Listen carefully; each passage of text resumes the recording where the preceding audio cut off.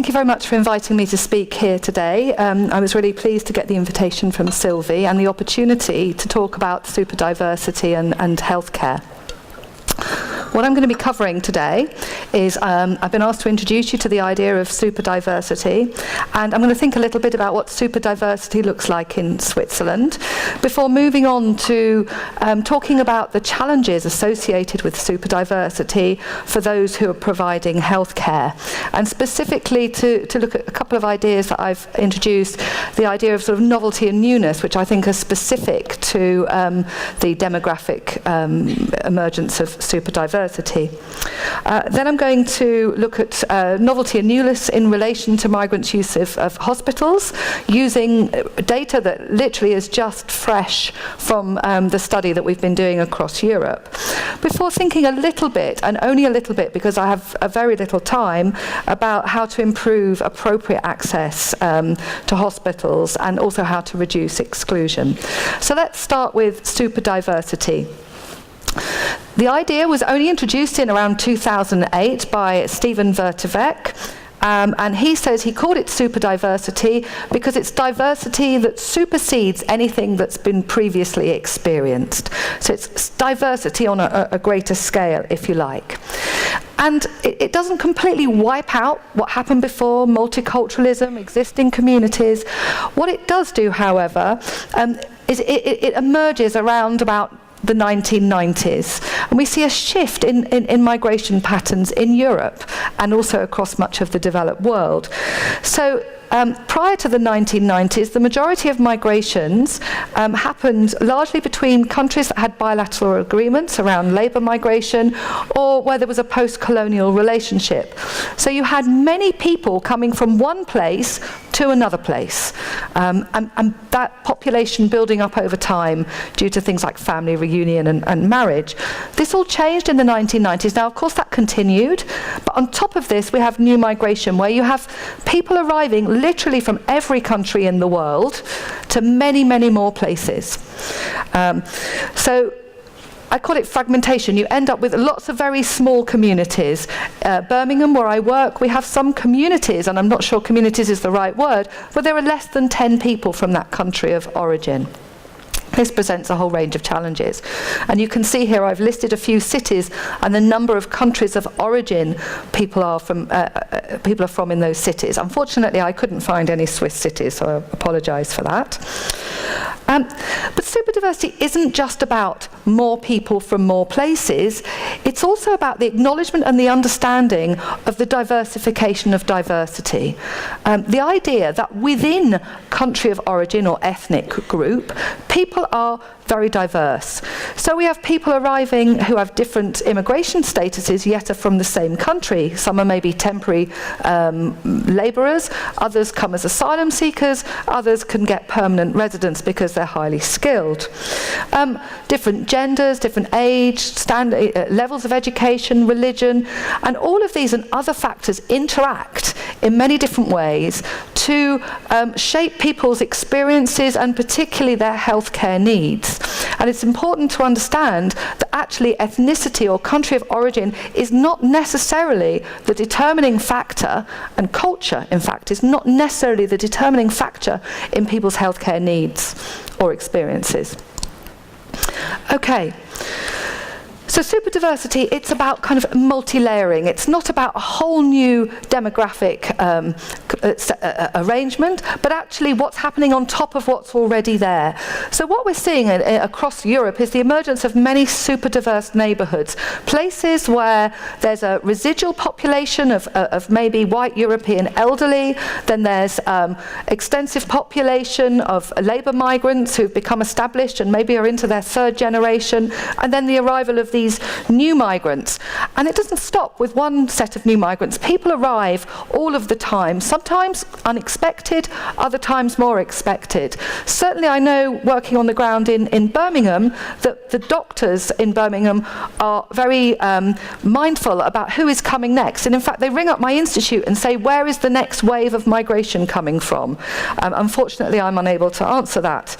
But certainly we know there's layer upon layer. Things are changing all of the time. And the scale of arrivals, the scale of diversification is bigger than it's ever been before, and we'll see that in a minute in relation to Switzerland. The speed of change is increasing, and when things change very quickly, it doesn't give you enough time to adapt. So one moment you realise that there's a new set of people arrived, and the next there's another group before you've even adapted to the last set of people. And this makes it very difficult, particularly because we see the spread of super diversification. It used to be the case that global cities were the focus of diverse communities. This has spread to pretty much every city, but also to suburban areas and rural areas too. And there's the speed in which this has happened has left those who provide services with little time to be able to digest what's going on and to be able to adapt. At the same time, this is associated with supermobility, the idea that people no longer migrate from one place to another place and just stay there. Many people keep moving. They keep moving within a city. They keep moving within a country. They're looking for improved housing conditions, improved employment, improved social networks. But some people onward migrate. We call them trans-migrants. They move to different countries. So they pick up a range of different knowledges about different health systems, which may or may not facilitate their access to health services in a new country. And we have circular migrants, people who go backwards and forwards. So there's all kinds of different migration patterns which add to the mix, add to the complexity. And I think if I was asked to define super diversity and what the key issues are, I would say complexity, because all of these factors interact to bring new kinds of challenges, new kinds of problems. So individuals who have problems that relate to their migration status, maybe to their gender, to their ability to speak language, perhaps they experience domestic violence, really complex problems, which, as we'll see, are quite difficult for doctors to address. So just a few slides. I thought as I was coming to Switzerland, I should have a little think about what super diversity looks like in Switzerland. So we looked at some data. All the data is from the Federal Statistical Office. Here we go. So this slide shows the increase in the permanent population of people born outside of Switzerland. So it doesn't account for asylum seekers or people on temporary labour permits or anything like this. And what we can see here is that between 1980 and 2015, that was the latest data we could get, the number of people from overseas has increased, from outside of Switzerland, sorry, that's a very British expression, has increased from 900,000 to nearly 2 million. So a really big increase, and that's a clear indication of the scale associated with super diversity. Okay, I love these pie charts. I think they really illustrate incredibly well what super diversity looks like in Switzerland. So again, 1980 on the left, 2015 on the right, and what we can see is a move, okay, from 160 countries of origin to 200 countries of origin. That's pretty much every country in the world, depending on how you're defining a country. But also we see some interesting shifts there. Clearly, back in 1980, Italian migrants were much more important than they are now, going from 48% to now 15%. But where the super diversity comes in is the number of these very small proportions. So if you see here, back in 1980, you've got less than a quarter with less than 6% of the population. Now look what happens in 2015. You have, if you take Portugal out, about half of the migrants coming to Switzerland are in these small groups, not substantial groups. Now, we don't know our way around your statistics very well, so we wanted to find some stats about religion, and we couldn't find something specifically about migrants. So this is the whole permanent population, again, leaving out asylum seekers. And what you can see here is trends that are common across Europe, the rise in those people declaring they have no religion, but particularly in Muslims, so people from an Islamic faith, other Christian communities, often associated with African countries and different kinds of evangelism and other religions, and the decline of Protestantism and Catholicism, which is partly about the secularization of societies anyway. And then my final chart, this one shows the different migration statuses. And as you can see, there are a number of different migration statuses, 6 different statuses that we've got here, which spread between temporary and permanent. And of course, along with different migration statuses, you have different rights and entitlements, and which will impact on people's ability to access healthcare. What's interesting here is you can see that actually the number of asylum seekers in Switzerland peaked in early 2000s, actually, rather than last year, although there is a 20,000 increase in the number of asylum seekers arriving between 2014 and 2015. But you have this big spread of different immigration statuses, and generally numbers are going up across all of those statuses. Okay, so now let's think about, well, what does this mean for healthcare providers? What are the challenges here? Well, I really look at the idea of sort of novelty and newness. These came out of some research I did around migrant maternity, which really turned the idea that the reason migrants didn't access antenatal care from the idea that it was because of their culture, they didn't value it, which is what the maternity services in the UK thought, to actually demonstrating the way that a whole range of different characteristics shapes people's ability to access antenatal care. So I'm going to apply some of these ideas to health generally. So, healthcare systems were generally set up for a homogeneous population. And we can pretty much say this across Europe. And then what's happened as Europe has become more diverse, we have not thrown away those systems. We fought hard for them, we worked hard, and they have been pretty effective in many countries. So what we did is we tweaked them for a multicultural society. So in some countries we introduced the idea that interpretation would be provided for the main language groups, and that we would start to understand the culture of the main language groups, or the main sort of cultural groups. So in the UK we have 4 big groups, and we actually have specific services for these groups, we have specialists for these groups. That's the way we've tweaked the system. The idea being that eventually we will gently train them so they can just use the system like normal people. So these are how the systems have generally been set up. Now what is happening, we have the emergence of novelty. Now novelty is something that's not been encountered before. And for many health professionals who desperately want to understand the culture of those individuals they work with so that they can provide sensitive and appropriate services, they're now encountering multiple cultures that they've never come across before. And in 1 week this might mean 20 different cultures. So there are novel cultures. And at the same time, these new migrants, they're encountering whole new healthcare systems. Quite often they've not used a family doctor system before, or maybe they come from a service that is entirely commercial, and they can walk in and they can buy what they want. If they've got the money, they can go and see any specialist, they can buy any medication they want. Whole sets of variations along that theme. So what we have is, I don't know if any of you have come across the idea of cultural health capital. It's about the knowledge that you have to be able to interact with a health system. It's not just about being able to speak the language, it's about understanding the system and how the system works. And crucially, it's about how you know, how you act within a health consultation. We are brought up knowing how to interact with doctors, but this is not the case for many migrants.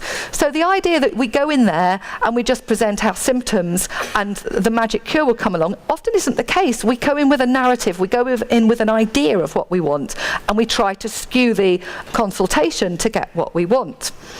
Now at the same time, health professionals are used to dealing with a certain kind of patient, a patient that is competent, although as Stefan said, only 50% of people are competent, but maybe a patient who is competent generally in using the health system. They know what to do. They know that they must first of all take this step, then the next, then the next. They know the ordering. They know the appropriate way to use the health system.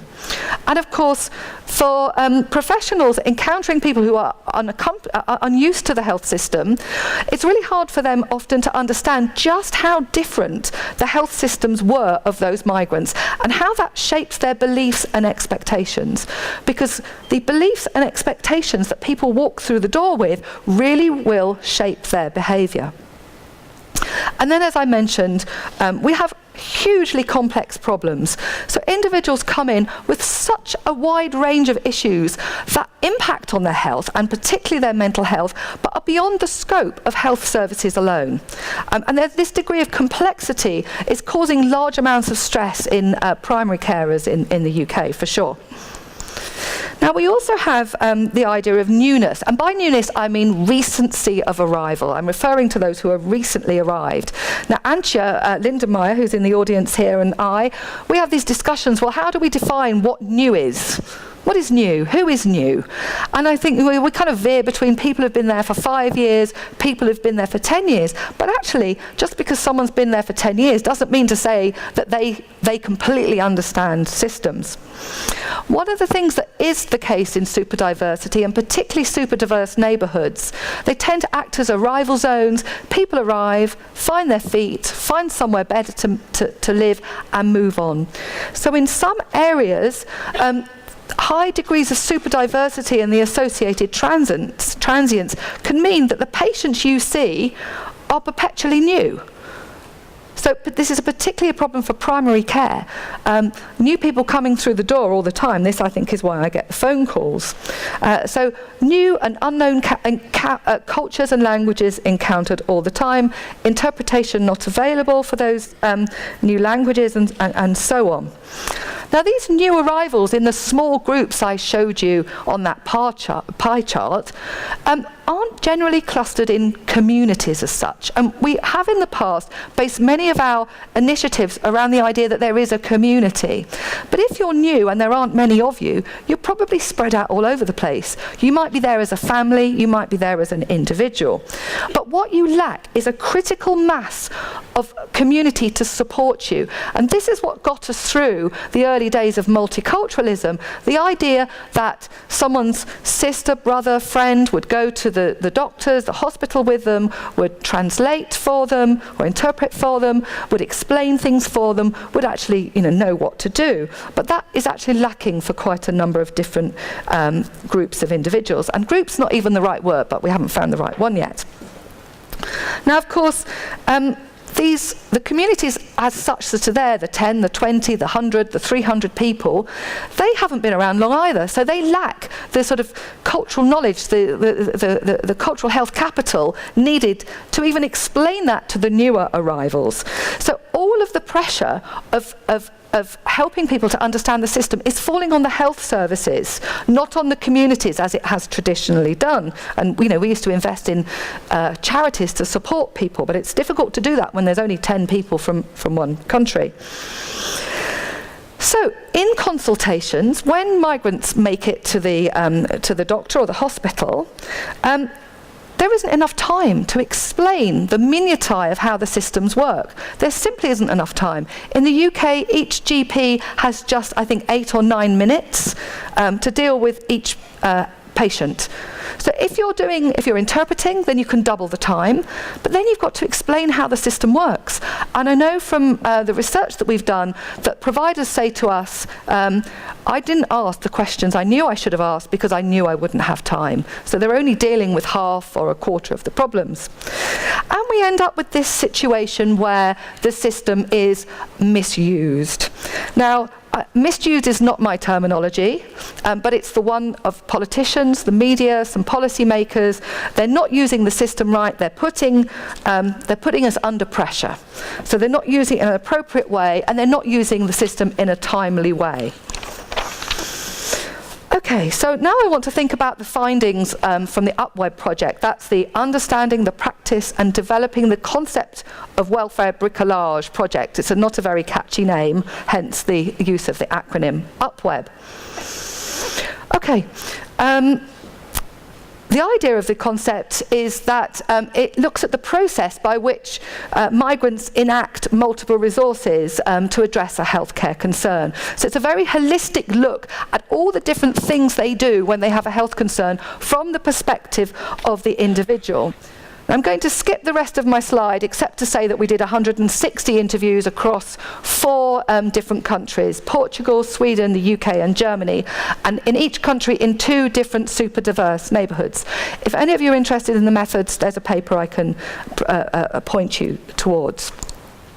So the questions I'm going to answer today is, where do hospitals fit in migrants' approaches to addressing health concerns, and how do novelty and newness play out in respect of migrants' access to hospitals? Well, I think it's fair to say that just like the general population, many migrants are capable, very astute, very able users of hospital services. And they use them in a very similar way to the general population. We know this because we also looked at what the general population did. So they may use a combination of internet, friends, family, to engage with health services, to negotiate, to access the right medical care or the right treatment, at least in their minds, and generally they're the expert in their own condition. We also find that in countries like Sweden and Germany, where there's a system that enables you to choose the health professionals that you want to use, that there are residents in those areas, migrant residents, who get to know which is the good hospital to work with migrants, who is the good paediatrician, who is the good ear, nose and throat specialist, and will eventually gravitate to those people. And that system will work extremely effectively. The problem here is that it might take them 2 or 3 attempts at different specialists to get there. So you might argue it's an overuse of the system. But there are definitely some health professionals who are very competent working with migrants. And we also have individuals who extremely competently mix public health services, private health services, complementary, traditional, spiritual, transnational, all kinds, using pharmacies, using health food stores in order to address a healthcare concern. And often with a particular attention to well-being, to not getting ill in the first place. And the idea of looking after my health actually seems to be more important in the migrant community than it does in the general population, certainly in our study. Well, let's move on to the more controversial stuff, the inappropriate use of emergency care. And we found there were a number of situations in which this was happening. Often migrants went repeatedly to a GP for a serious condition that wasn't diagnosed, very possibly because the doctor was unaccustomed to that kind of condition. So we came across typhoid and TB that could have been treated at the doctors or through a referral, but instead people go to emergency care and then they're diagnosed. Also more routine things like irritable bowel syndrome, constant stomach pains, lots of trip to the doctor doesn't do anything, so eventually they go to emergency, they have tests, they get a diagnosis, and they have some medication. What comes up, I haven't counted, but at least I would say 50% of our respondents is this idea of not being taken seriously. So we have a Bulgarian man in Germany, he's a manual worker, he has a hard job, and he has terrible back pain. It gets worse and worse and worse. The doctor never does anything, nothing ever happens. So one day, he calls an ambulance and he goes to hospital. He just can't take it anymore. And they give him some very strong painkillers. He feels he did the right thing. We have in all the 4 countries people who don't trust their GP, or they've asked for a referral, they don't get a referral, they take matters into their own hands, they go to emergency. And another really huge theme was physical manifestations of mental health. Absolutely enormous in the migrant community, high levels of isolation, big problems there. So we have people, this Cameroonian in Bremen was at work and had a nervous breakdown, was taken to hospital in an ambulance, but had been going to her doctor for literally 6 months beforehand. And we have people who, like the general population, use emergency care because they want to avoid waiting times, they want direct access to tests, and that's quite an effective way of doing it, particularly in places like Portugal. So some people go maybe to emergency care when they shouldn't, but there are others who delay their access to emergency care, and this is because they don't understand how to use the service, they don't have a lot of confidence, they're not sure when it's appropriate, so they just wait. They self-treat, maybe because they have a belief system that means they prefer to avoid biomedical care, or maybe because they're waiting to find somebody who can advise them and say, this is the right time to go. This would be a friend, a family member, or maybe a charity. They're quite important in Portugal and Sweden.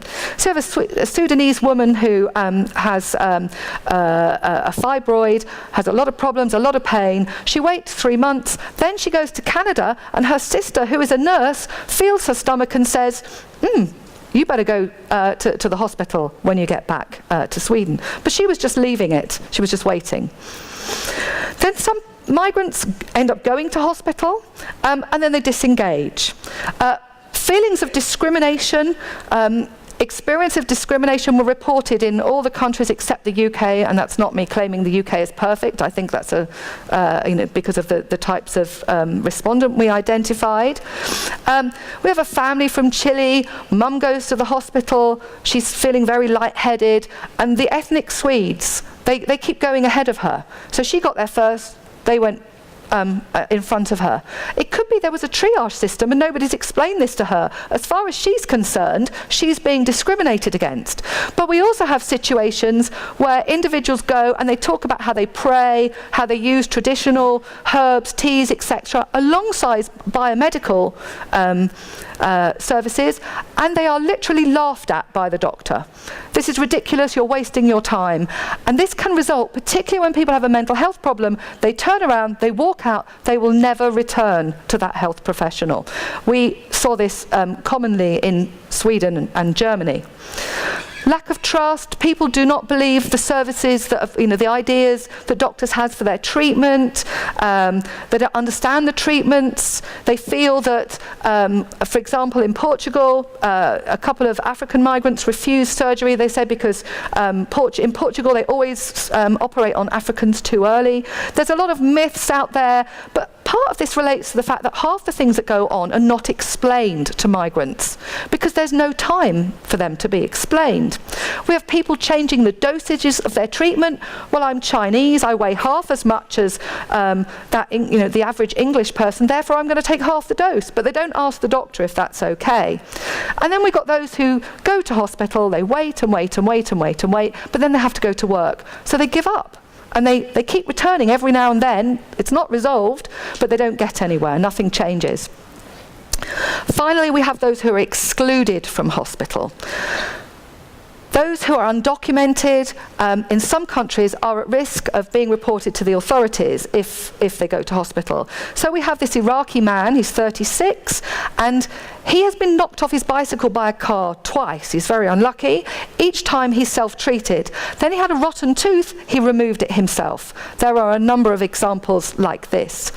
Others with restricted health entitlements, don't have the right insurance cover, they can only get partially treated. So maybe their whole problem isn't resolved, and this will result in them going back time and time again, maybe.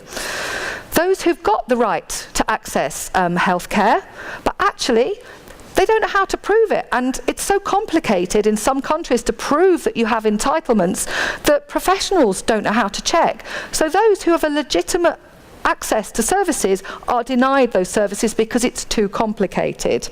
And then we have communication problems, and that absolutely is not just about language, although language is part of it. We have people who simply cannot understand what the doctor's saying, even though they have an interpreter, even though they speak some of the language themselves. And there was a case of a Sudanese young man in the UK, really dreadful breathing problems. He gave up. It was pointless, he said. No point.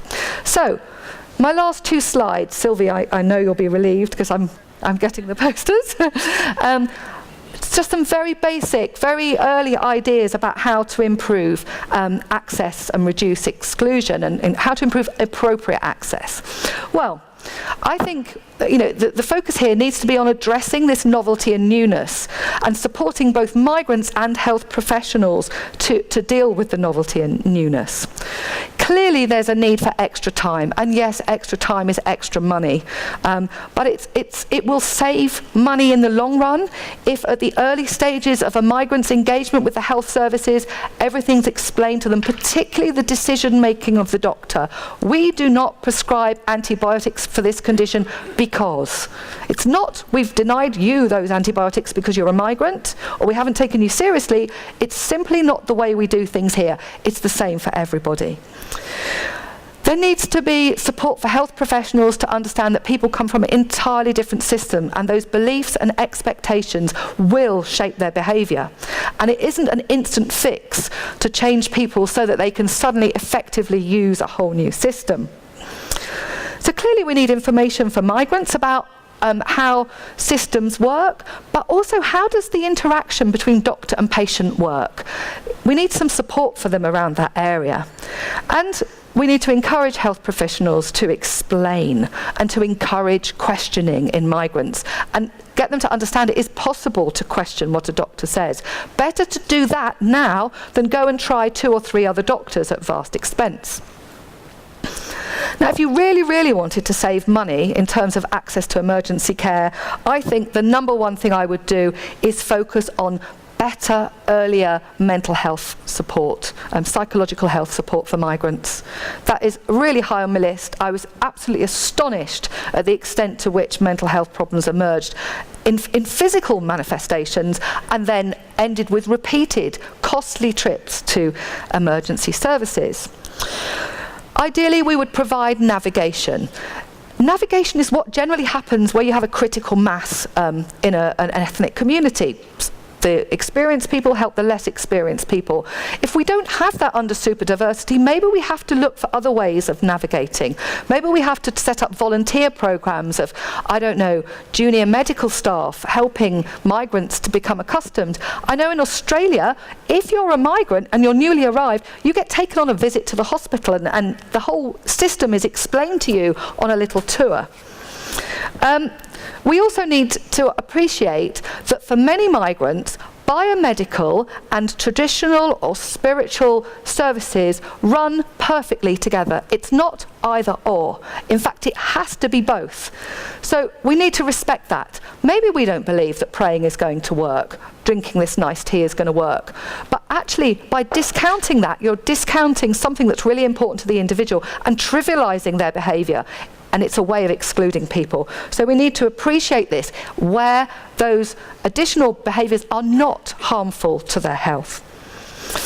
We also maybe need to think about support with mixing systems. Migrants show they're very, very competent, very able at mixing. Okay, not just formal systems, but informal as well. So perhaps supporting people to do that and providing with directories of different kinds of services that are available. And then finally, it's really obvious, and I'm sure you know this, and I'm sure it applies to the general population as well, but particularly with migrants, there is less of a tendency for them to say, to follow exactly the advice that's given by the doctor, the medical dose, the amount of exercise, etc., etc. It's not taken so seriously, and I think it's important to explain very clearly why you must take the whole dose, why you must take this level, why you must have this operation, rather than just saying, here's your option. Okay, thanks very much.